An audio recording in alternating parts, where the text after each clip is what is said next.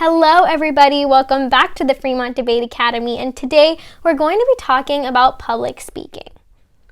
This is the first video in a 9-part series meant to help you become a better speaker.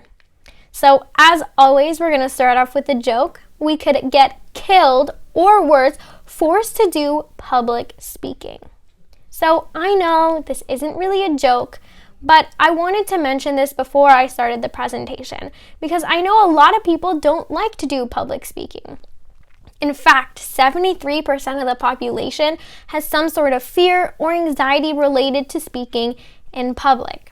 So this whole series is meant to help you become a better speaker. And so if you get nervous or you don't like speaking in public, know that you're not alone. And through this series, we're going to help you strengthen the skills you probably already have. So, what is a definition of public speaking? It's the act or process of making speeches in public, or the art of effective oral communication with an audience. So what this means is public speaking is just speaking to a group of people. But why is it important? Well, you're using it all the time. You use it when you're giving class presentations, when you're debating, when you're giving an interview, even when your principal is giving a speech. And I'm even doing public speaking right now as I'm talking to you. So you're using it all the time. So kind of strengthening the skills you need to speak well is really important because you're using it and doing it all the time.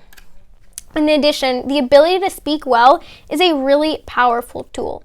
And I always love to give the example of presidents. You elect a president based on how much you believe in that president and based on what they say. You know, they give a lot of speeches, they have presidential debates, and that's the main way they communicate with the rest of the United States or with the rest of the country or a country. And so speaking is really powerful because through their speaking, they persuade others. Which is my next point, that public speaking gives you the ability to persuade others. I mean, wouldn't you want to know the best way to convince your mom to buy that new toy? So what we'll be covering in this new series, we're going to first talk about confidence and how to become a confident speaker.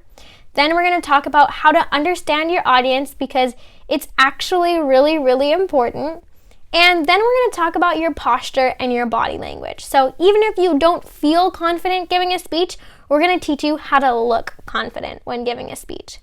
And then we're going to talk about the importance of tone and emotion, as well as how to introduce yourself and closing statements when giving a speech, as well as types of speeches and research skills.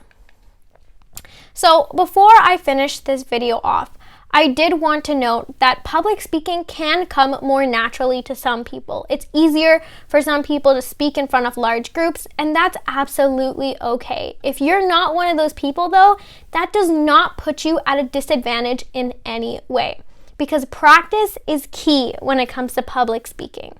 The more you practice, the better you get. And it's really easy to learn. I mean, I guarantee that you probably already have a lot of the skills necessary to be a public speaker, and so this series is really going to help you kind of strengthen them and make you aware that you already have these skills. And then to close today's video off, I wanted to give you a quick little fun fact, and it's that Abraham Lincoln was actually a shy person, yet we read about his speeches in our history textbooks every day in school. And so if anything, he's an example that a shy person can actually be a really good public speaker.